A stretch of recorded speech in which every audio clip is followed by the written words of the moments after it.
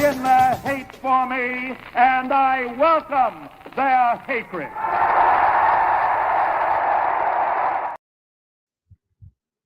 Hello, everybody. I'm Ian Gibson here. Going to be doing the show today. Chris is taking a much-deserved honeymoon and hope he's enjoying his vacation.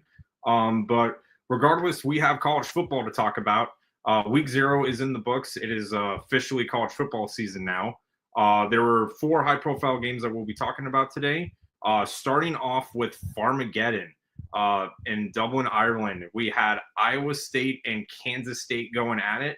It was a very, very messy slot. It reflected the weather. There was a couple turnovers early in the game, and ball security was a huge problem throughout this game. But regardless, Iowa State and Kansas State really showed this was a typical Farmageddon game. Both of these teams have been in very close, very tight, very, very punchy, shall we say, defensive struggles. Regardless, it was a matter of who would make the big play more and make less mistakes. Both of these teams were not doing the best job of avoiding that. But when it came down to it, Iowa State was able to minimize their mistakes and take advantage of the ones that Kansas State made. Both had 2 turnovers in the game, and both had plenty of opportunities to score more points. But whether it be the weather, the time change, or something like that, both really couldn't get together and find the end zone. Avery Johnson for Kansas State had a very good game. I want to say that. He was 21 for 30, 2 touchdowns, and he threw over for 250 yards, much better than back to was actually. He threw 2 touchdowns as well, but was notably strip sacked earlier in the game. But really what really hurt Kansas State here was that they committed far too many penalties. So they were at only 6, and only 6 is a bit exaggerated. I know a lot of teams would kill for only 6 penalties, but they definitely came at the worst times. They definitely were, false starts, holding calls when they were deep in their own territory, making it 1st and very long. A lot different from 1st and 10 and 1st and 20. But the biggest call of the game was when Iowa State got the ball back. Kansas State had just driven down the field and scored to make it a 3-point game. Time is running off the clock. And it was 4th down and goal to go. And Matt Campbell decides, instead of taking the points and forcing Kansas State to have to score a touchdown with a little less than a minute, what he decided to on 4th and a yard was to go for it. And they got a outside run, and they were able to convert on 1st down. And even at the 1-yard line, they held him back, and they told him to take a knee. It was a very, very impressive win for Iowa State. And now they are on the inside track for the Big 12. For me and Chris, Kansas State was one of our Big 12 champion picks. So this is definitely going to hurt them because now they have a lot of ground to make up. These games have decided the past couple of years who is going to the Big 12 championship. And now that Kansas State has lost that, it's pretty much out of their control. They have work to do once both of these teams are coming back. And we've seen, Florida State, for example, last year, coming back from that game, losing to Georgia Tech, and then dropping a really bad one to Boston College. Not going to be so hard for these teams. Kansas State goes back and they play North Dakota at home. That'll be their home opener. And Iowa State will go back to their campus and they play South Dakota. So both D2 or FCS schools to minimize the wear and tear, shall we say, from the flight, the game, and all that. It was a very impressive game.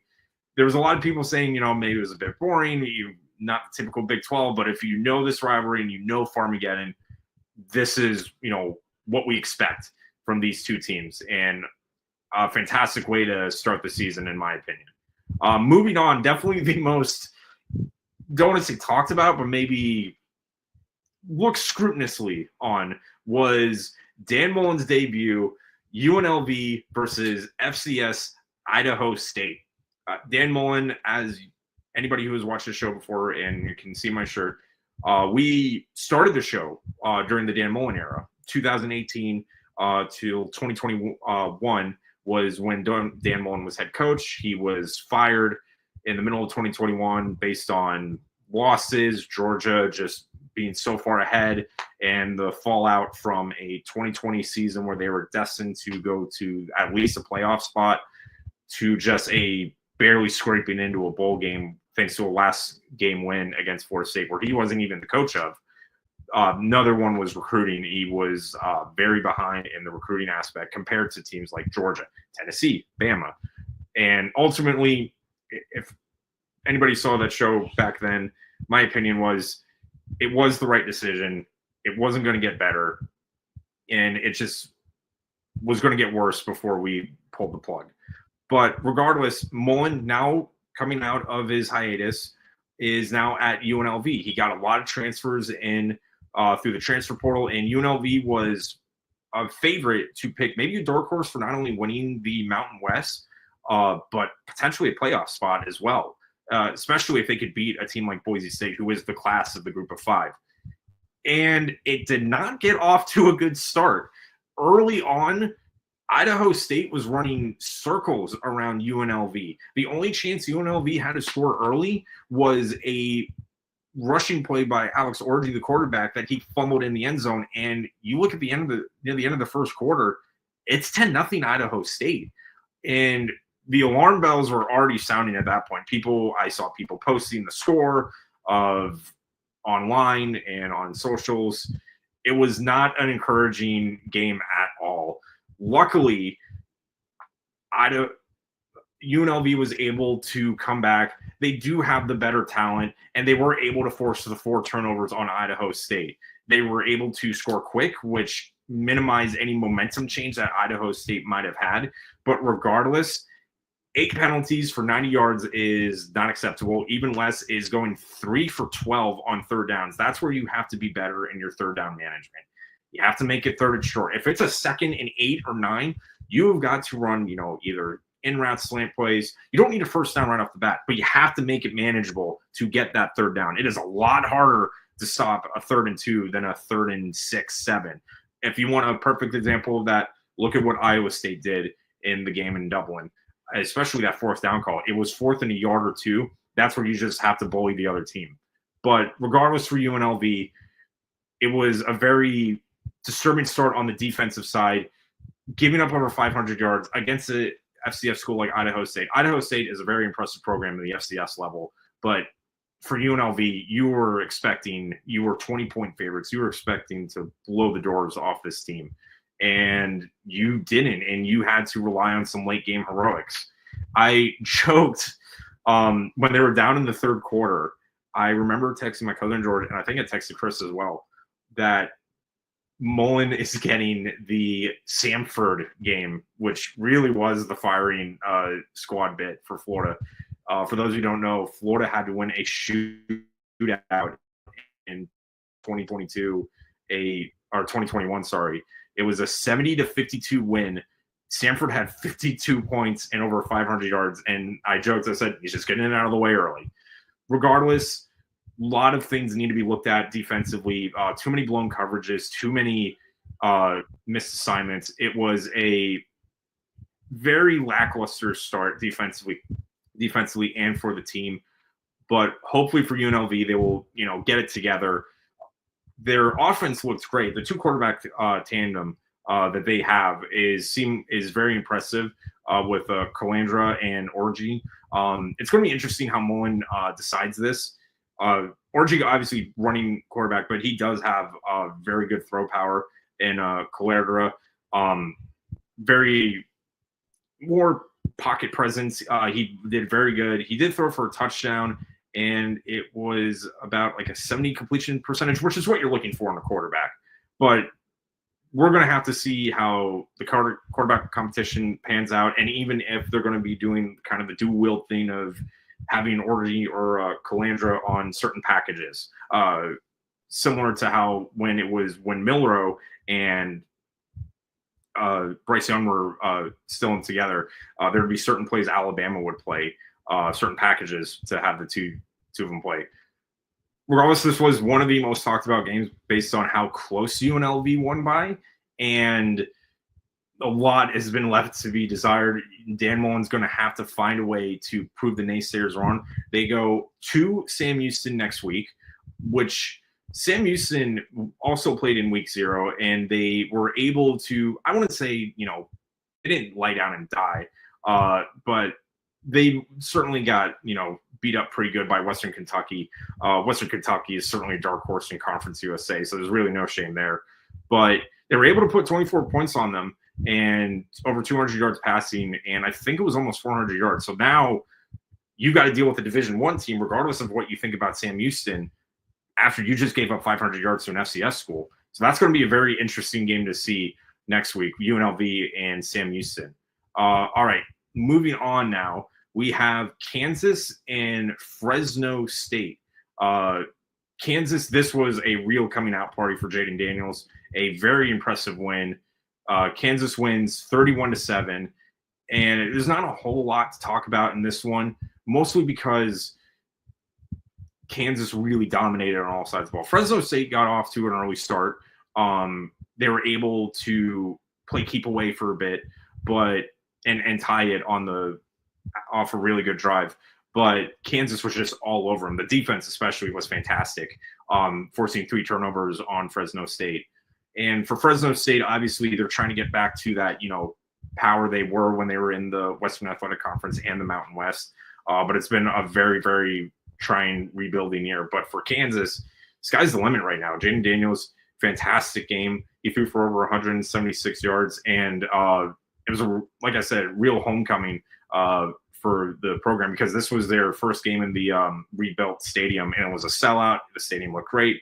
Crowd was packed. It was like 2007 all over again for the Jayhawks. If the offense can keep running, if Jaden Daniels can stay healthy and staying in that, stay away from the sacks and just move out of the pocket, Kansas can be the spoiler once again to a lot of teams in the Big 12. So very interesting to see Kansas, come out firing and look as good as they did. We knew they were going to be good, but it's really impressive to see that they just handled business, took care of Fresno State, and went on from there and are already moving on to next week. And technically, they lead the Big 12 right now. Now that Iowa State and Kansas State lost, I think it would be a division tie. I think Iowa State actually would be in first place, but 1-1 now. Final game, and this was the Cinderella story of the day. And how could it not be? It was Hawaii and Stanford going at each other in Honolulu. It was a real barn burner of a game, kind of similar to Farmageddon in Ireland. Not the most maybe impressive, but it was very, very close. Both squads were going toe-to-toe with each other. Stanford's defense actually did a pretty good job getting to the quarterback, Alejandro, and getting into that backfield. But Alejandro had a very good game. He did, I think it was over 200 yards, and Ashlock was the primary receiver. He had over 9 receptions, and he did haul in a touchdown. Hawaii's defense did a very good job minimizing Stanford's attack, and Stanford was actually able to score their first rushing touchdown in over 2 years. I believe people have seen that stat before. But for Hawaii, defensively, like I said, was the most impressive thing, because they were on the field for a long time. Stanford was killing them in the time of possession, but they were able to kind of bend, don't break. They had the lead 17-13, and then they lost the lead in the fourth quarter. It was an insane, I think it was like a 20-play drive. But regardless, there were other drives where, Stanford was only held to a field goal. It was like 11 plays, 15 plays. It was ridiculous. The other touchdown was the fumble recovery for the Stanford Cardinal. But Hawaii kept in there. They would not go away. And they were able to claw their way in. And it really was the true hero was Kensei, and sorry if I mispronounce this, Kensei Matsuzawa. For those who don't know the story, he was originally from Japan and on a vacation went to an NFL game and fell in love with it so much, the sport of football, that he went on YouTube and learned how to be a kicker. And sure enough, not only does he get all of his field goals to go and extra points, and not only does he get the game-tying field goal, he kicks the game-winning field goal in his first ever football game, and it doesn't get any better than that. A fantastic game, and it was really this whole week. It was Iowa State and Kansas State gave us the perfect start of the week and the season of week 0, and then Hawaii and Stanford gave us the perfect bookend to that. Hawaii, obviously, it was just announced for that program. They are rebuilding the Aloha Bowl and will be getting their on-site stadium, the big one, back. That was the one that we would see late at night in the mid-2000s. Guys like Cole Brennan finding ways to go undefeated and winning the Western Athletic Conference. So that's good to see for the Hawaii program, because there was certainly danger that they would not be able to even have the program still if the things fell through. Regardless, Hawaii moves on. They will now play Arizona next week. And schedule-wise, Hawaii, it's pretty favorable. They as well play Sam Houston State later in the week. The real telling one, I think, will be that Fresno State game. If Fresno State, who was able to, at least early on, get the jump on Kansas, and that's the first Mountain West game Hawaii plays, I want to see how Hawaii does with this. They have the momentum. They have a very good win. They go to Arizona. That one is going to be a lot tougher to win because it's on the road, and Arizona is frankly just better right now. But once they go back home to Sam Houston, and then I think they play Portland State, an FCS school, then they got to do Fresno State on the third and final game of that home series. And how they do against that could be telling on see if they're going to a bowl game or if they're going to be kind of stuck in the rut with maybe on the outside looking into a bowl appearance. For Stanford, obviously for those who were watching the game, the big news was all the general managers now in college football. Andrew Luck is the general manager, and for Stanford, it's not going to get any easier. They go on the road to BYU, and then they have to play Boston College. That one will be at home. That's the first ACC game, which is ridiculous, crazy to say 5 years ago that Stanford and Boston College, who are literally on other ends of the country, are in the same conference, and this is their first conference game. It's a very tough schedule, and it's going to be interesting to see how they respond. Now, there were parts that they did look good. The rushing attack, like we said, they only had like 200 total, a little over 200 yards total. But the rushing game was actually pretty impressive. They had over almost 200 yards rushing. Branson, the quarterback, was 50% in his pass completions. He did have that interception and was barely able to get over 100 yards. But if that rushing attack for Stanford can continue, it makes life so much easier for that passing attack, for play actions and deep routes and such for the Cardinal. So we're going to be interesting to see how these two West Pacific Coast teams do moving on. Regardless, that was the highlights of week 0. Obviously, this is a much shorter show. We only had 4 games. This was kind of the appetizer to the season, and now we are getting on to the main course, that being week 1, obviously highlighted by Texas, Ohio State at 12, Alabama and Florida State at 3:30, and then ending with Clemson and LSU at around the 7, 8 o'clock time. And of course, a million other games going on. It's like it really is Christmas for everybody this next weekend. Regardless, thank you so much for watching. Hope you all enjoyed. And yeah, we will talk to you all soon. Thank you.